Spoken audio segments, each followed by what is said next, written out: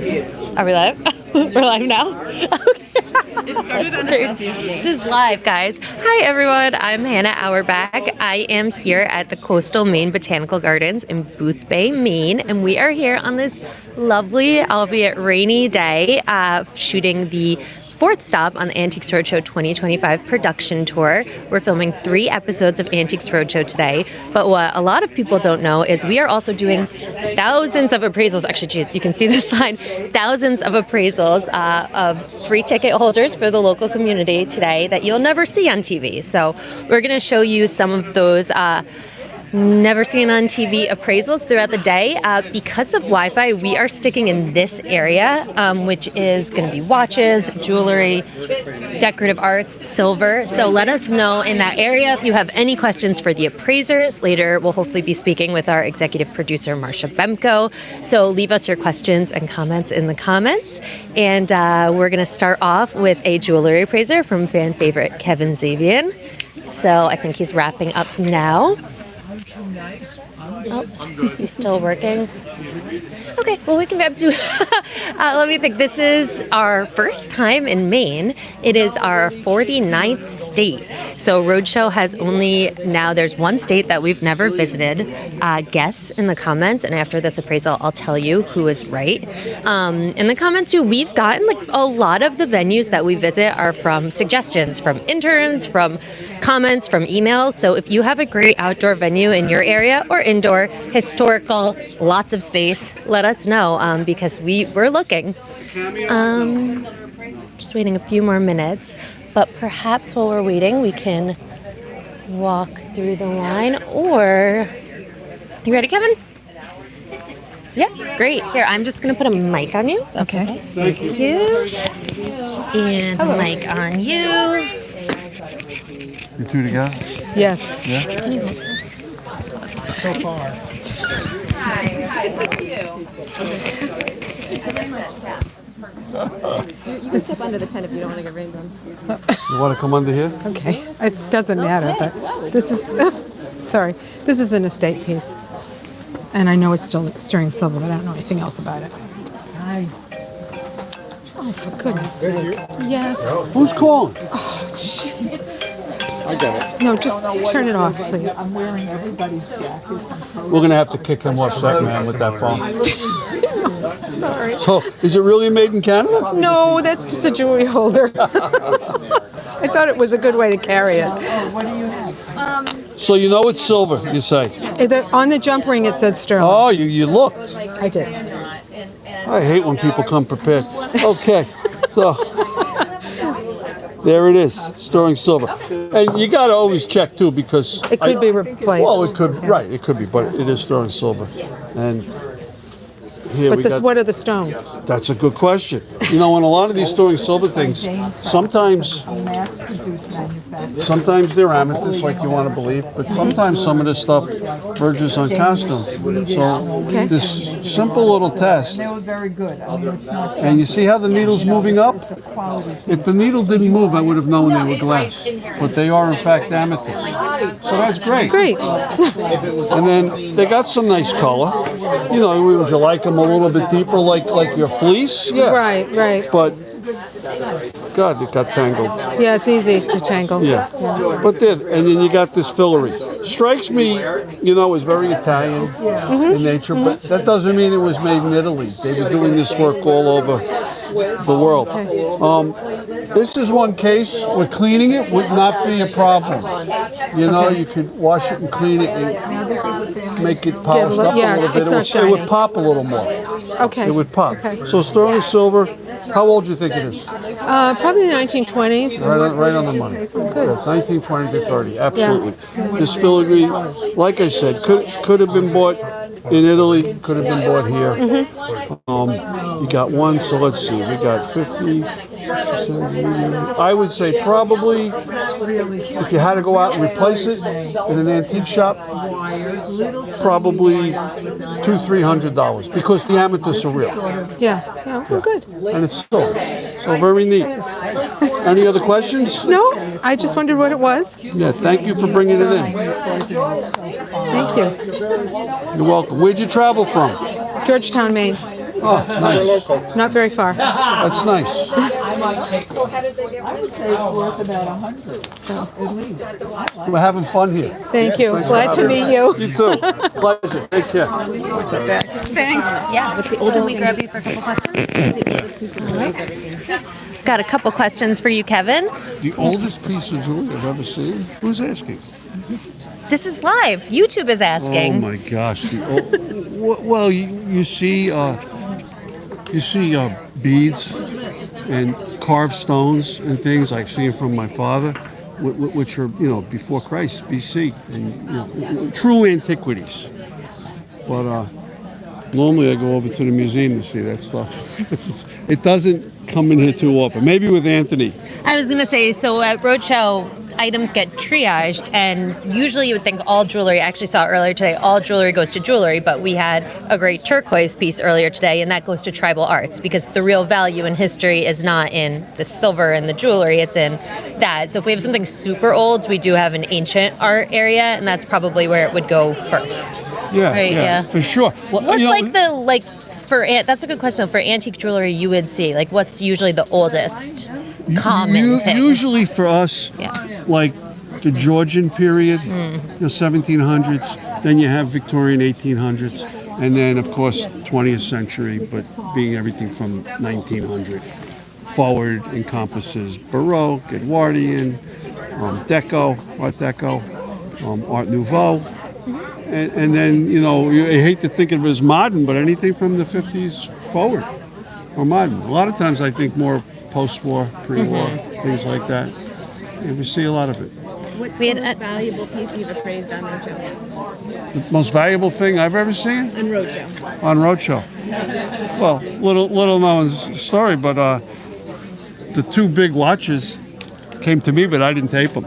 Tell them how that works. Who's next? The appraiser that's next in line. If you could see, the table next is watches. But So yeah, it's funny. Jewelry wise, yeah. I've never done $1 million item. I've never had somebody fall down. I've never had somebody cry and run over to me with tissues. You've had people cry. Have I? I think so. I think watch on YouTube. I can think of at least one. But I've said this before. It's always more about the story than the piece on some level.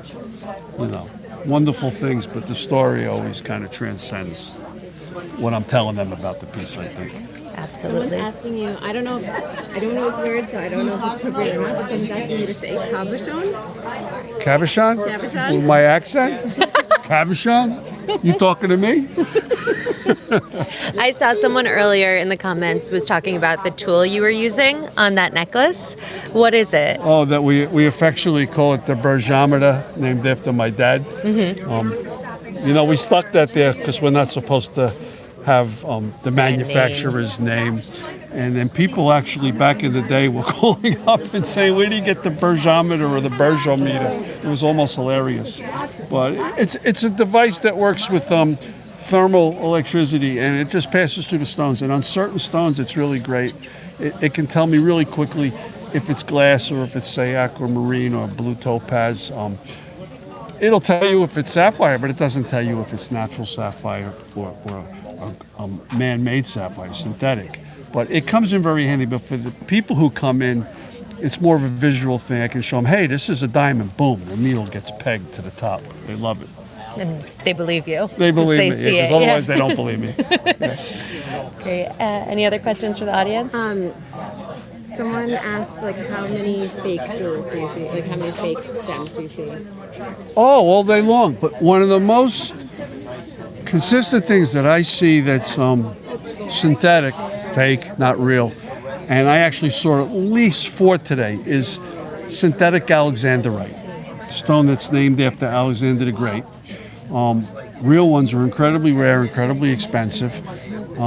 Most of that material either comes from the Ural Mountains in Russia, Ceylon, or you do get a lot of it out of Brazil. It's a stone that changes color. Oh, I was going to ask what color. What does it look like? The best goes from green, green here, to a red, a deep red.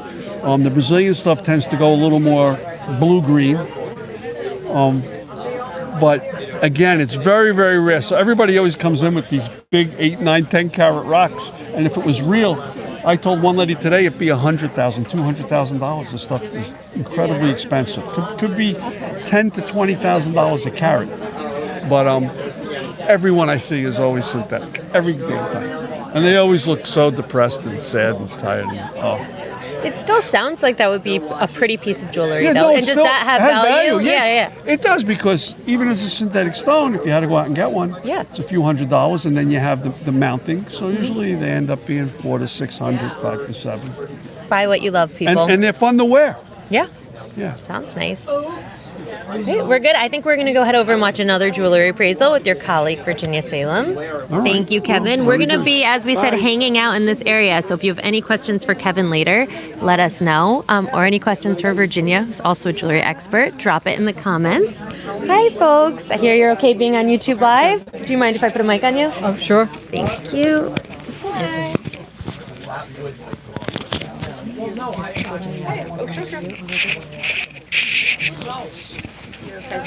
Fuzzy mic. there we go. Perfect. Yes, of course. Thank you. Hey, hi. All right, so this is one of the most popular things we see on Roadshow. These are cameos, but they're a little different than the regular shell cameos that are carved from the conch shell. Conch shells they're more brown and white, those traditional ones, but you've got some mother of pearl, you've got some pretty shell cameos. I think they're probably coral. And mother of pearl again, that's smoked mother of pearl. That's a traditional conch shell cameo, the brown and the white. Oh, okay. Most likely these are 100% carved in Italy. That's southern Italy. Okay. Naples is a big place for a lot of these carvings, and then they ship them to the United States, and they've been doing this since the late 1800s. Most every family has coral in their family. We all have it. But the good news is, so this is in 14 karat gold. It's stamped 14 karat. Yep.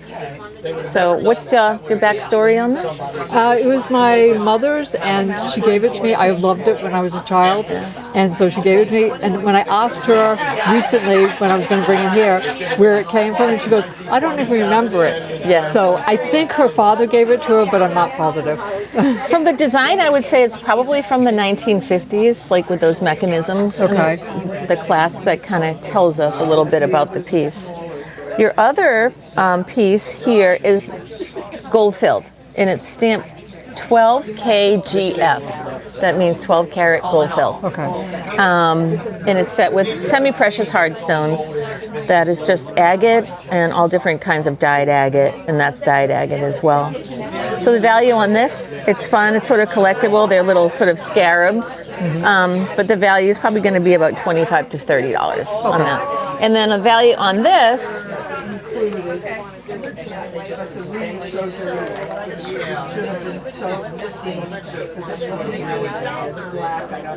right around $600. Really? Yeah. Wow. Yeah, it's got did a not lot of gold in expect it. that. Okay. And gold is definitely at an all-time high right now. Oh, okay. Yeah. Oh, great.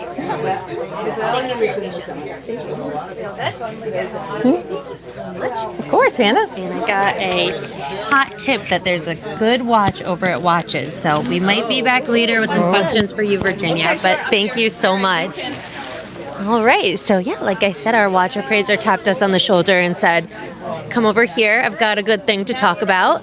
I think he is wrapping up with his current appraisal, so while we wait, let's remind everyone, hi. And for the new joiners, I'm Hannah Auerbach. I am here at the Coastal Maine Botanical Gardens in Boothbay, Maine. We are here filming 3 episodes for the 30th season of Antiques Roadshow. We're on our 2025 production tour, and like I said, we'll be filming 3 episodes here today, but we also appraise thousands of items throughout the day that will never make it on TV. So we are giving you a behind-the-scenes look at what we do in a day at our production event and also answering any questions. So we're going to head over to Jeff Cohen at Watches. And if you have any questions for a watch expert after this appraisal, drop them in the chat. And let's get over here. Let's just make sure. Great, thank you. And do you mind, we're filming this for YouTube Live. Do you mind if I mic you? Sure. Thank you.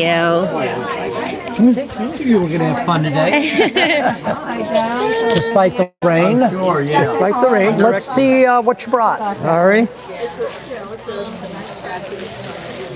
So everyone. It's a pocket watch.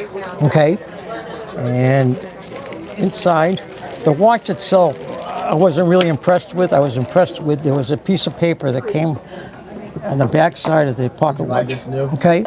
I did have that new one, like in the 60s. In the 60s, yeah. I'm sorry, what are you saying? Ah, wow. So, it's a silver case, pear case, inner case, outer case, and it's an early fusee. And look at the papers inside. So, wow. What's unusual about this, we see a lot of these pear case silver, the early fusee key wine. It's got a chain. Instead of a mainspring, it's chain driven. Right. What's unusual about this is that this is Willard, who was a Boston watch and clock maker. He's more famous for his clocks than his watches. So the watches are more rare. We never see the watches, but we see Willard clocks. He was famous for banjo clocks and fine wood wall clocks. Willard operated around Boston from the 1770s to the 1840s. So this watch here dates definitely like 1900, right around there. Wow. Excuse me. 1800. Yeah, we're jumping way forward. So chain-driven fusee, porcelain dial, the outer case, all sterling silver. And I'll tell you what, this fine pocket watch chain with the fob dates from the same time period. I would put this at 1800 to 1810 also. Wow. But most of these, when we see them, they're English. Because in America at that time, everybody that came over already had a watch. There was very little in American watchmaking. It didn't really start until the 1850s, 60s. So early on, the only watches were what everybody brought with them. Right? But Willard in Boston, he was this great clockmaker, and he realized that here in America, people needed to buy watches, and they might want American-made and not the British stuff. So he made and retailed this watch. Just unusual because you never see Willard watches. We only see the clocks. First or second Willard watch. First one this show, I think I saw one a year ago or 2 years ago. We don't see very many of them. So the premium on this over an English fusee that we normally see is this one probably has a value around a couple $1,000, maybe even a little more. So there's nothing wrong with that picture. No, and again, that's because it's early American. I mean, this is, post-Revolutionary War, and a true early piece of Americana, and the condition is phenomenal. It's all there, all original crystal, no chips or cracks in the dials. After 200 years or more, typically when we see these, they're always beat up. They're scratched, they're dented, they're cracked. But this one has been so well kept over the years. Phenomenal condition. Wow. Just phenomenal. Fantastic. So thank you very much for bringing this. I'm glad we got to look at it. It's amazing. Super happy. Well, good. Then I did my job, didn't I? Yes, you did. All right. Thank you very much for bringing it to the show. Thank you very much. Thank you. Thank you very much. Thank you. I'll leave you to do it. Hi, everybody. Yeah. Hi, everyone. For them joining, I am Hannah Auerbach. I am here on set at the Coastal Maine Botanical Garden in Boothbay, Maine. We are here showing you behind the scenes of our 2025 production tour stop at Boothbay, Maine. And we're going to head over, I think, to show you some more appraisals over at Decorative Arts and Silver. I realized that for those who've been hanging on since the beginning, and thank you, I owe you an answer, which is that Wyoming is the only state now, as of today, that Roadshow has never visited before. So if you answered Wyoming, you are correct. We're really hoping to get there soon. But with today, we have checked off our 49th state, which is very exciting. I saw someone guess Hawaii. We have been to Hawaii before, and it was like a year before I started, which is very upsetting because I don't think we're going back anytime soon. We had over 17,000 people applied for tickets to this event. We pick 2,000 free tickets. We give out 2,000 pairs of tickets. So we expect to see between 2,000 to 3,000 people today, and they can each bring up to 2 items for appraisal. And so that means we'll be seeing anywhere from 4,000 to 6,000 items today. And like we said, everyone gets their appraisals. So we'll probably film about 120 or so, 140 for in front of the cameras to end up on one of the 3+ episodes that we're making from today. But for the rest of the folks, as you can see around here, they're getting verbal approximations of value. So we're going to listen in on one right now. Okay, so we're good. Hi, so you're okay to be on our YouTube Live? I'm just going to put a mic on you. Thank you. It's a pretty necklace. Thank you. Hi, how are you? Eric. Okay. Right here. And make myself And I think that's pretty safe. So, Can I borrow your scale and your bag? Digital or the hanging? You the hanging. No. Can I use the digital for this? I don't think we're going to see the readout actually. What? Oh, I see. All right, let me have your little bag. Do you need the bag too? I think so, yeah. It's got branding on it. Oh, okay. I'll try to ignore This it. is how, you know. Okay. Great. So, yeah. this. All right. Thank you for coming in. Thank you so much. Thank you for taking your time. Hi, how are you? Good, good. So you brought in a range of things that are really quite interesting. This is a set, and this one is separate. Yes. Yeah. And let's see what this is. We look it over and look and see I would have said late 19th, early. silver marks. So this is Gorham, the Gorham Company. They were in Providence, Rhode Island. Where did you say you got these? I'm sorry, I forgot. To be honest, I'm not exactly sure how I got it, but my brother-in-law actually, he was really into antiques, so that's how we got it. Interesting. Okay, well, it's a very nice set. So it's a tea kettle on stand. That's what this image is called. So you poured it. It was probably part of a larger set. Most So probably. it would have had a creamer, a sugar, and a bowl, and a tray perhaps. Yeah. So it's really nice. It's by Gorham. They were one of the leading silver makers in this country. And this is also silver. It says Gorham here. And then you have this tray, which is silver plated. Oh, it is? Yeah. There was a sign on one of those, that's why. Yeah, it is. But you see that those are like they're based on English silver marks, but they're not silver. Okay. They just do that to confuse people. So this is silver plate. It's in poor condition. Not really worth very much. Okay. You know, $20, $30. I don't even know if you can polish it. There may be no silver left. Okay. What's interesting about this, these pieces is they're silver, and the valuation really depends on the amount of silver in it. So we can weigh these. I'm just gonna weigh this and get an idea of how many ounces it is. Okay. So we do this. So this kind of like early William and Mary tutoring. I'm very jealous. I just haven't seen anyone revisiting And it weighs almost 20 ounces.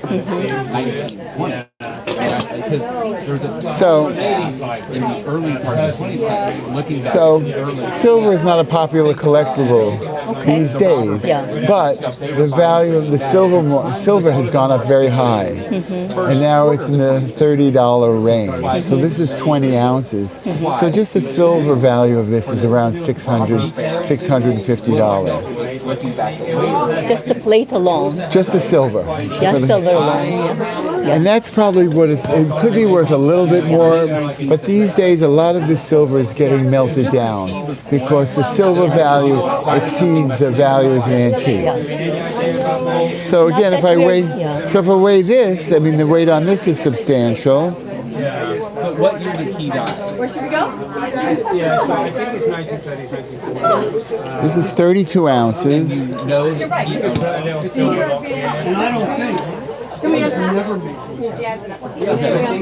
retail.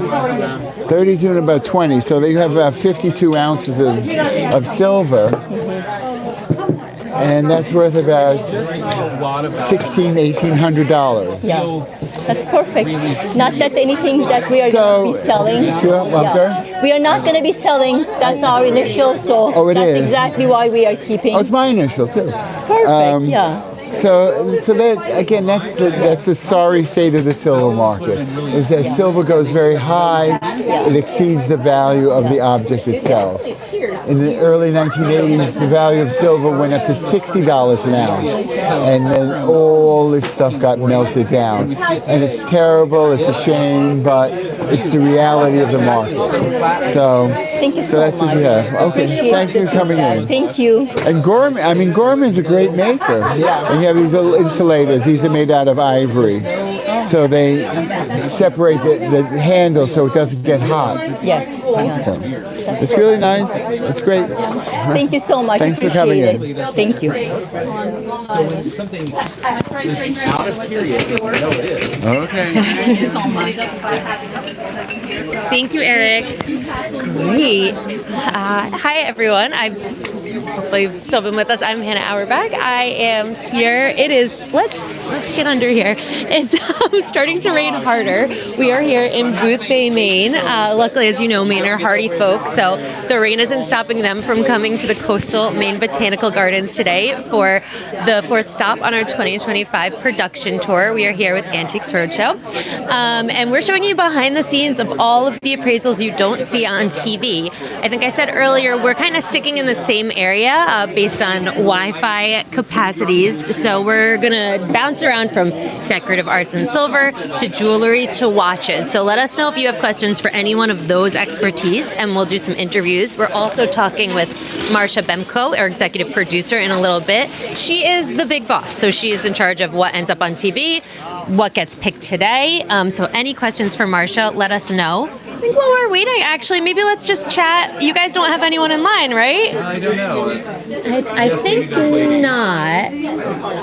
I think they're Jill's people. Do you mind? Do you want to talk to YouTube? Answer a couple questions? I don't know yet. Does Jason want to talk? We'll start with softball. We are here filming our 30th anniversary season. How long have you been with Antiques Roadshow? I filmed my first season in 2013 that aired in 2014. Okay, and in those 30 years, what's like the most memorable moment that stands out to you?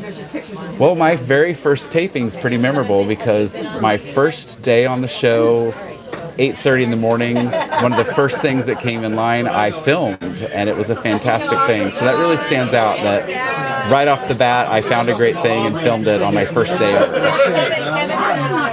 A good tease, what was the item?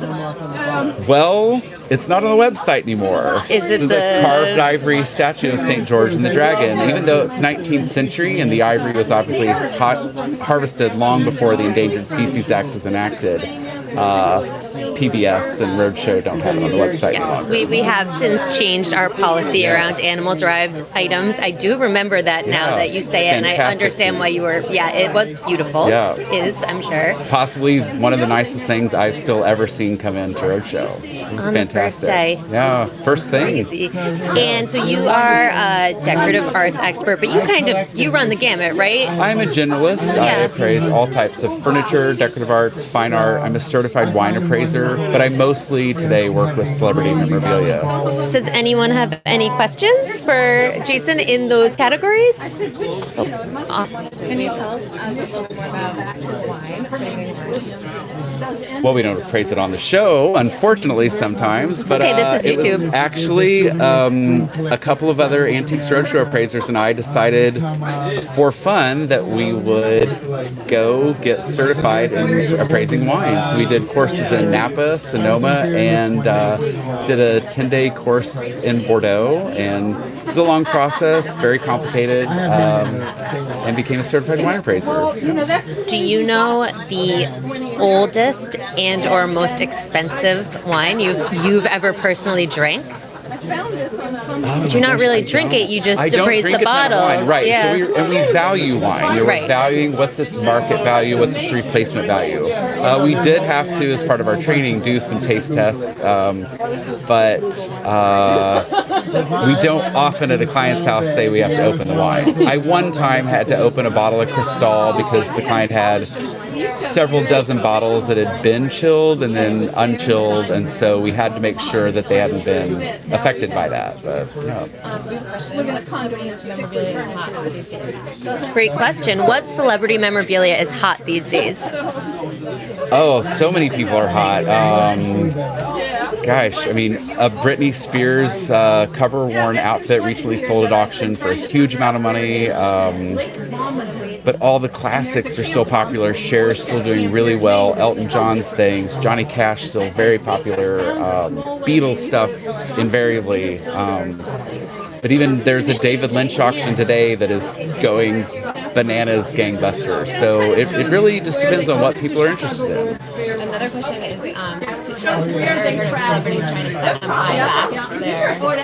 Do celebrities ever buy back their Yes, and memorabilia? I do that for some celebrities. I help them or advise them, and that is common that if things have gotten out that they want to get them back. Sometimes, not always. Sometimes they don't care. Jason's probably signed some wild NDAs. I have. And then I have other clients where I've not signed any NDAs, but I still remain discreet. As you should. That's fair. And with the David Lynch, if we head over, for if someone has recently passed away, yes, how much does that impact?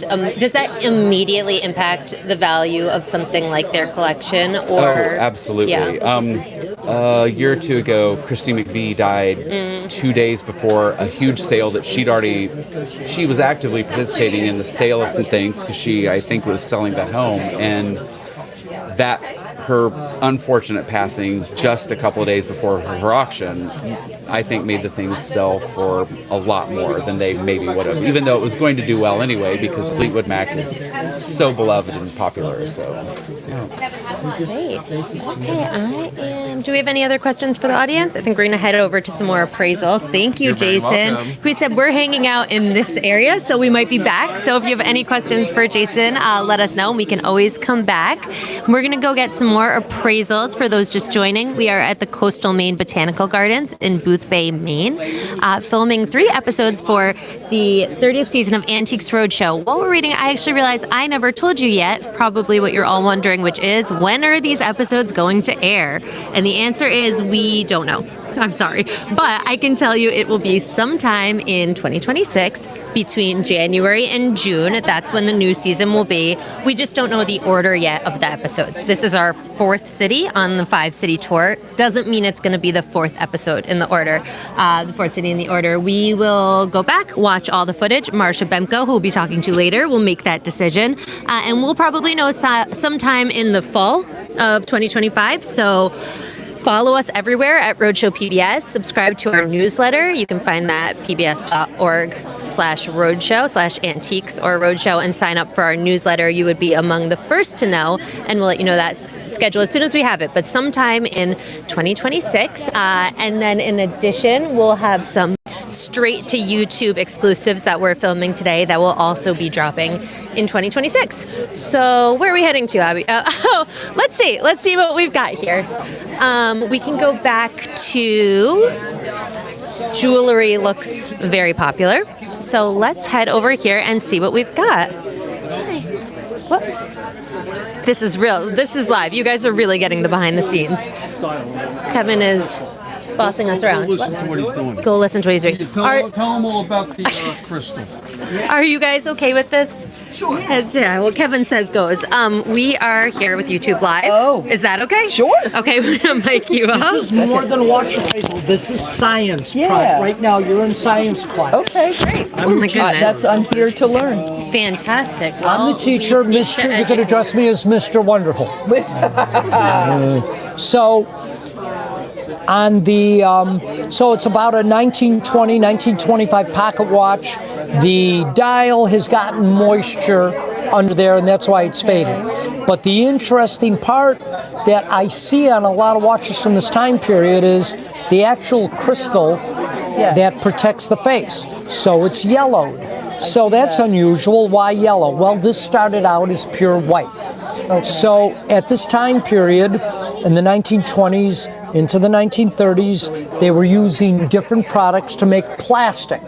They were using petroleum-based products that they were making plastics out of. And petroleum, a derivative with oil in it, naturally faded. Well, they didn't know. They didn't have any way to test it other than 10 years later, they would look at it and they go, uh-oh, we're using petroleum and this stuff is naturally fading. So this originally was white, and over the years it faded to yellow. So we see a lot of these watches that have this yellow crystal, and everybody thinks, oh, that's the face of the watch, the dial, that's what is yellow, but it's not. It's actually these petroleum-based crystals that naturally faded and turned, which the scientists back then making these had no idea. They didn't know that a natural progression of what would happen is, oh, the petroleum and the oils break down and they turn yellow. That makes sense. So, and if this were a watch that was going to be worn or somebody wanted to wear it, does it hurt the value if you toss out that yellow crystal and get a clean white one? Doesn't hurt the watch at all. Okay. You can keep the yellow, but if somebody wanted this to wear, again, you put a clear crystal. Otherwise, you just hang it in a watch dome or put it in a shadow box and it looks cute. Okay. Even with your yellow crystal. And is it worth getting the face of it repaired? I would leave that alone unless somebody wanted to wear it and it was important to you to put it back to its original condition. That could all be clean. And from this yellow acrylic crystal, from it changing color, it may have shrunk a 0.5 millimeter, and that's what caused the moisture to get in and corroded the hands and the face a little bit. That's all moisture damage in there. Yeah, that can be cleaned. An ultrasonic machine would clean the hands, but a good watchmaker will take a swab and will clean that all off by hand. So a wonderful little family heirloom, gold-filled case, about 1925. Average value like this in its condition, maybe $200 to $300. Okay. And all restored, cleaned up, fixed. Once you invest a little more money, then it would go up a little more. Right.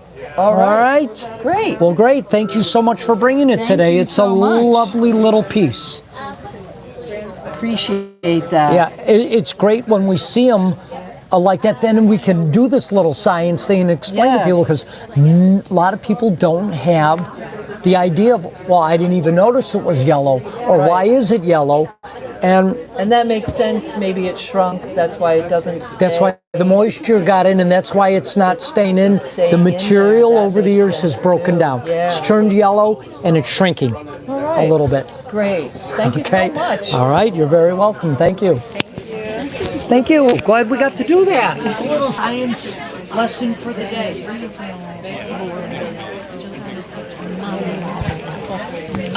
You guys are hearing this live right now. This is Allie Smith, one of our 4 pickers. So she is here. She's one of the people who's deciding what ends up on TV today. And she is just telling me she has something that maybe we should do for YouTube. Yes, I do. We need to collect the guests for you and tell the appraisers so that where is it going? To Decorative Arts and Silver. Perfect. To David?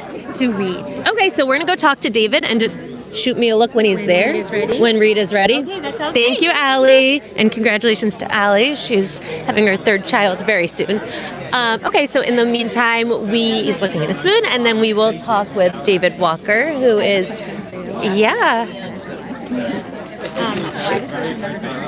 Why does Roadshow never do coins? That is a great question for Marcia. I can give the gist. So coins are one of the items we don't appraise. I think I'm getting this correct, is that they're very, basically you can tell what you have. They're very easy to look up. There's tons of resources for coins. We do occasionally, I actually know Jason Preston, it's on our YouTube, has appraised like a presidential coin. There have been things we've done that are more collectibles or under a different one, but we do not have a coin appraiser here.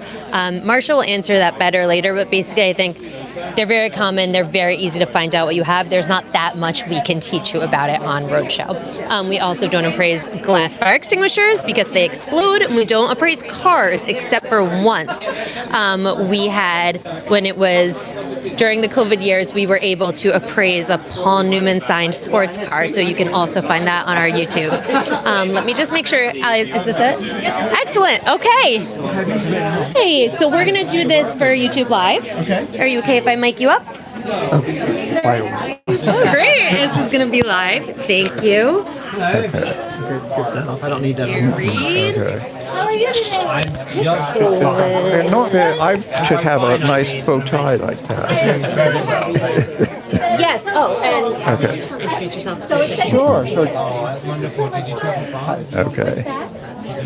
Reed Donovan with Doyle. So, okay. Tell me about these birds. These birds sat on my grandparents' dinner table in London since I could remember. And because I became a bird watcher, I became head of the Maine Audubon Society many years later. They were always going to be given to me. But there were many discussions over the dinner table of what they were. And what do you think they are? Well, I have no idea, but they talked about them. Somebody said that they thought they were Dutch. Why, I don't know, unless it's possible that with the, since the head come off, they might be used to hold Dutch gin. That's a funny story. But I mean, that's just, you're the expert. Okay. Well, they're actually German. They're made in Hanau. Hanau. H-A-N-A-U. And they're made in the late 19th century. That was an area that was known, it was duty free. Yeah. So a lot of silver was made there, but they typically made things in a style that was much older than the late 19th century when they were making. Yeah. So these are in a style that is much older than that. They've got this wonderful Rosso Antico stone base on them, which is a wonderful red color, which is a very expensive stone. We only see that on the finest quality of things. Oh, really? Yes, it's very good quality. And they look like that they are a pair, but they actually have different marks on them. Oh, really? They're not identically marked. And I was look, but I can't find the exact maker's mark. But we do know that they were made in Hanau.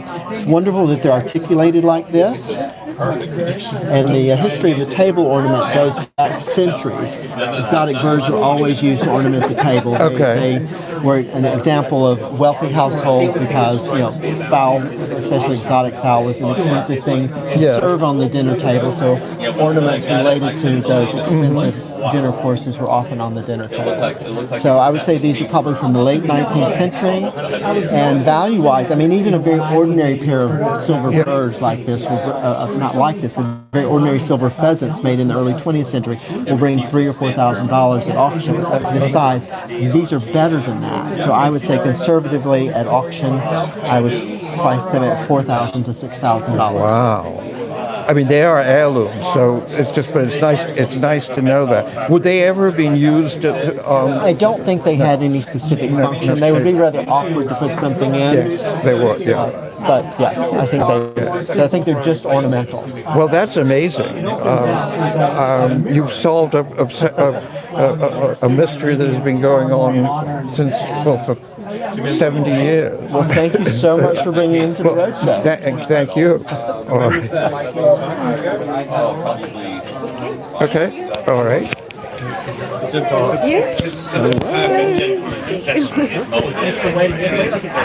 you so much. And hi, everyone. I am, for those just joining, Hannah Auerbach. I am here at the Coastal Maine Botanical Gardens in Boothbay, Maine. We are here for the 4th stop on our 2025 production tour. And we're filming 3 episodes of Antiques Roadshow from this event today.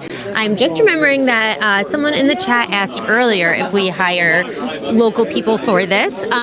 answer is yes and. So all of our appraisers are actually volunteers. A lot of people don't know that. Our appraisers, the ones you've been seeing today, the ones you see on TV, are all volunteers. They generously pay their way out here and volunteer the day. So they volunteered millions in costs, time, expertise to PBS, and we appreciate it. In addition, we have 120 local volunteers that the local PBS station helps us get. So in this case, it's Maine Public, our co-host station. And so we have local volunteers who help run this event smoothly. You see them behind me in the blue polos and headsets, and we couldn't do an event without them. And then additionally, we do hire some local crew, grips, things like that. And then the Maine Antiques Roadshow crew, we're based out of Boston, and we travel around the country filming the show. So as I said, we're filming 3 episodes of Antiques Roadshow, plus a little extra that will be in Junk in the Trunk later for TV to air on PBS app, and YouTube in 2026, sometime between January and June in 2026. And we are showing you all the behind the scenes that you don't get to see on the show. We do thousands of appraisals every event that never make it on air. Over 17,000 people applied for tickets to today's event in Boothbay, Maine, and we give out 2,000 pairs of tickets, and so these are the lucky ticket winners. And so we're just scouting the next place to go, and let's head back over to jewelry. It's pretty popular, and so we're just walking through. Thank you. And then in a little bit, we're going to be interviewing Marsha Bemko, our executive producer. So please leave any comments or questions for her below. She is the big boss of Roadshow. So anything about how it's made, why we do what we do, those are great questions for Marsha. And let's see, we have another watch. So let's just jump in before it begins. Hi, do you mind if we film this for our YouTube Live? Sure. Thank you. I'm just going to mic you. Thank you so much. Oh, look at this. Is I that have no okay, idea Jeff? who they are. Never seen them before. I've never seen them in my life. Yeah, we're going to tape this, or they're just going to film it for our social media. So, all right. So tell me what it is again. This was a watch that belonged to my father. I'm not sure exactly where it came from. So I don't know much about it. Okay. And I'm going to just, Okay. Is it old? Is it new? Is it? It is a Hamilton. And Hamilton factory was in Lancaster, Pennsylvania. And they started out in the mid-1800s making watches. And this one here, by looking at it, gold-filled case, porcelain dial. We can clearly date this to about 1910 to 1915. So you said it was Grandpa's? That would be my grandfather's. Okay, so the date would be right. It's a wonderful case, nice pattern, nice design, porcelain dial. These were very popular. This is what everybody had. Yeah. Every gentleman, every man that needed a watch would have a nice open face watch just like this. Easy to read, clear dial, easy to tell time on it. And in today's market, these bring retail about $300, maybe a little more. Okay. I wound it. It's running. Yeah. If it ain't broke, don't fix it. These things sometimes aren't serviced or oiled for 30, 40, 50 years, and they run. You go and you wind it, and it's like, wow, amazing that they still run and keep time after all those years. But yeah, this one is a strong runner. Yeah. Condition-wise, what do you think? Yeah, it was well taken care of. Because a lot of the times these are worn down. Yeah. Just from touching it, the thumbs, the fingers, rubbing on it, the oils in your skin will wear these down. Sometimes they're dropped. They rub up against keys or coins in a pocket. This one has not. So this one was well taken care of. It may have lived in a vest pocket, so there was no change or no keys to scratch it up and ding and dent it. So very well taken care of. I mean, a nice watch, a nice keepsake to have. Yeah. You know the history of it, so half the battle is figuring out who it belonged to, where, and why. And you know it, so wonderful watch. Thank you very much for bringing that to Roadshow. And thank you very much for your time. You're very welcome. Thank you. Thank you. Thank you.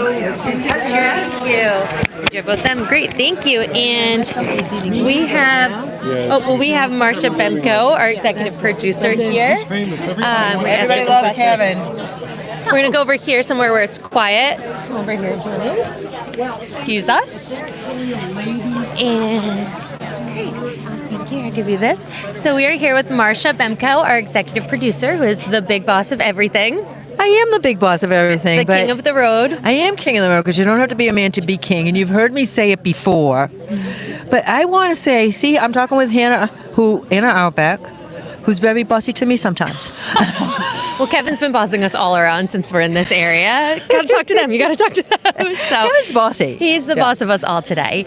So let us know if you have any questions for Marcia. I'll kick off because I got a question that I said, Marcia can answer this better than me. Why don't we appraise coins? Coins? Mm-hmm. It's too easy to do. Okay, that is what I said. It's too easy to do. You can look it up. You're not going to see. I guess if you get up into really pricey coins, they get faked. I don't know because I don't know a lot about coins because we don't do coins. But I think some of it is the simplicity of it. Back in the old days, and I don't think it's so true anymore, but this is the old history. I wasn't even here for it. Way back. They didn't want to do coins because they were too small. That sounds ridiculous, doesn't it? I don't believe it. For the cameras? Just saying. Doesn't it sound like ridiculous? I don't believe it. You would know better than me. I don't believe it even though that's what I've been told. And I'm sharing it with you now. You can decide. Speaking of history, how long have you been with Antiques Roadshow? I have been with Antiques Roadshow going on to my 26th year. Mm-hmm. We are here shooting season 30. We are. I started right at the top of season 5, and I was a deer in headlights for several years. Well, I think you know what I'm going to ask, and we've asked you before on these lives what the most memorable moment. I have to come up with new ones. So what's the second most memorable moment? Memorable moments, that's a funny way of putting it. I'm trying to broaden it. So that I just don't go to any place. Yeah. Here's the thing. What have I seen today? Let's talk about something I saw today.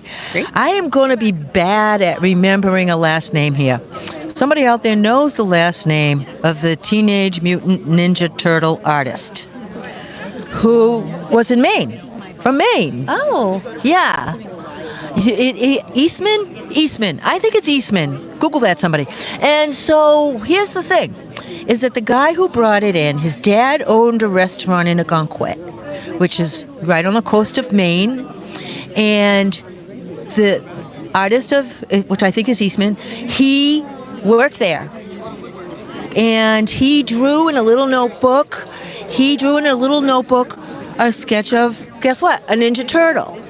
Well, the earliest, and in 1979, while he was washing dishes or whatever he did there. And then what happens? Our appraisers look up the records, and the earliest known Ninja Turtle drawing is like from 84. I'm going to get some stuff wrong. It's been a long day already. 84 or something. Much later than the 79 drawing this guy brought in. We'd have to fact check it, but I think he was going to put like 40 grand on this little notebook scribble. You could tell what it is. And as far as we know, this would be like documentation of the oldest known one. As far as we know, as far as what we can determine today. So that's pretty cool. And what I like about it is that he worked at this Algonquin restaurant that I don't remember the name of, but whatever it was, there's a T-shirt that you'll see in that appraisal. He drew the T-shirt for the restaurant. And sadly, the restaurant had a fire. Oh. And they're rebuilding it because it's the son of the restaurant owner who brought this in. Maybe this will help. Wow. So they're rebuilding this restaurant. It was called, I forget, Johnny something in Algonquin. And any locals in the comments, let us know. Yeah, they have to know because it's famous. Like, I lived in Algonquin one summer. I used to go to Barnacle Billy's. I loved it. Someone said it must be a pizza restaurant. Because of the Ninja Turtles. It must be what? A pizza restaurant. The Ninja Turtles famously love pizza. So did they say if the shirt would be worth anything? Yeah, the shirt was worth some money. Yeah. Like it's a T-shirt that if you saw it in the store to buy, because you're a tourist, right? Mm-hmm. I don't know, maybe they cost more now. $20, right? $10, like, and it's a restaurant T-shirt. So maybe you get it when you're leaving for a fairly good price. And I'm going to guess some people out there might have them. Yeah. But he was going to appraise this little T-shirt for a few grand. Wow. Yeah. And who is this doing it? That appraisal was James Supp. Incredible. Yeah, you could maybe get some more info from him if you could find him. Kevin Eastman. It You were is right. Kevin Eastman. I remember the last I know someone who was at a name. wedding with him as soon as he said it. I was like, oh, right. Really? You know Kevin Eastman? I don't know him. I know someone who knows him. And we were saying the perfect amount of famous, right? You did something lasting, but you can still, like, live in Maine. Well, and be among the he people. sold the Ninja Turtles from what I learned this morning. I didn't know We that. all learned today. Me Yeah. too. I don't know a lot about Ninja Turtles, but I'm betting a lot of you do. But I don't. It's not. My kids played with Ninja Turtles. You know, I'm not into it. But yeah, I wish I had that turtle. That's very cool. Very cool. And a nice Maine story. Yes. And from what I understand, after he sold it, he did very well selling it. And I believe he lives in New Hampshire now, so not far. So this is a good New England story. Someone did ask in the comments, because I was mentioning this is our first time to Maine, do we have any plans to go to any other New England areas anytime soon? And if we did, we wouldn't tell you. Yeah. So do you want to talk, though, about how we do decide on our locations? Could I lie or should I tell the truth? I know what you're going to say, so you can say that first. And Okay, then tell the well, truth. see, I'm predictable. I'm not going to say it. There you go. She's taught me a darts lesson. at the wall. Okay, see? She can say it for me. But it's true. No. No, we have I have to say, Jill Giles, our line producer, is in front on this. She's mapping out tours, even mapping out tours years in advance, because since we're in Maine today, you can be sure we won't be in New Hampshire next year. So we're going to get a little distance from where we've been. We're going to be in 5 regions of the country. And by the time, it's a real job to coordinate available dates, a tour that makes sense going across the country, and then get dates that we can deal with. And I'm glad Jill Giles does that for me, because that's a lot of work. She's great at what she does. She's great. And she builds this tour. She is looking ahead. The Botanical Gardens could tell you we've been talking to them for a couple of years in order to make today happen. Do we have any questions for Marcia from the chat? How do you handle people who want to sell their items? Well, we tell them that they should sell them if they want to. Here's how many people who want to sell their item are coming today. I don't know, 2. Most people don't want to sell their items. And so we don't allow you to discuss it here today. Anybody who's appraising should not be talking about selling your items. It's unethical. So no conflict of interest here today. But if you want someone to sell your item, one of our experts may be the best person to get you the best price. We make their information available to you. It's on our website. They have business card table here. But most people, no matter what we tell them, aren't going to sell it. And when they do, we tell them to keep in touch with us because Yes. we have 3 extraordinary find specials. They are all, I believe, streaming on YouTube right now. And those are our follow-up specials of those special items that do sell. But, you can speak to it. I think you've tried to have a spin-off with all of that. It can't sustain a series because it's so rare. When I first came to do Roadshow, I assumed what you out there might think. Yeah. People hear news like that. You hear about a $500,000 painting. You sell it, right? The answer is no. It's not right.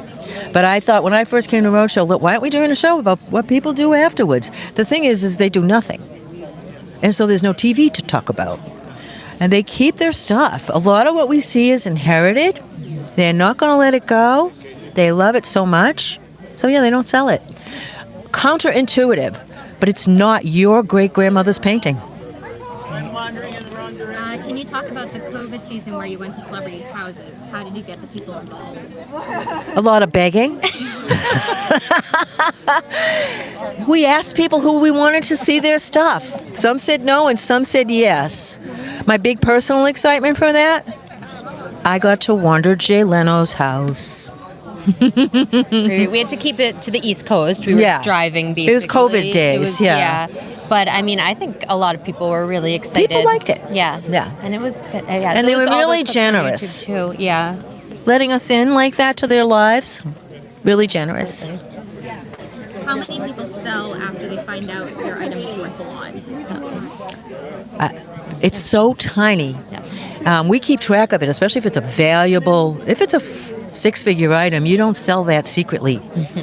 We would know. Even with a private sale happens, we'll hear about it. We may not hear the price of what was sold. We may not get that info, but we will find out that it sold.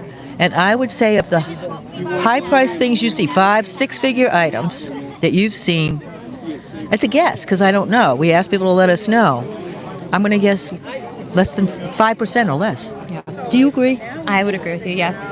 And Hannah's more in touch with things happening out there before I am because she's in the world in a different way.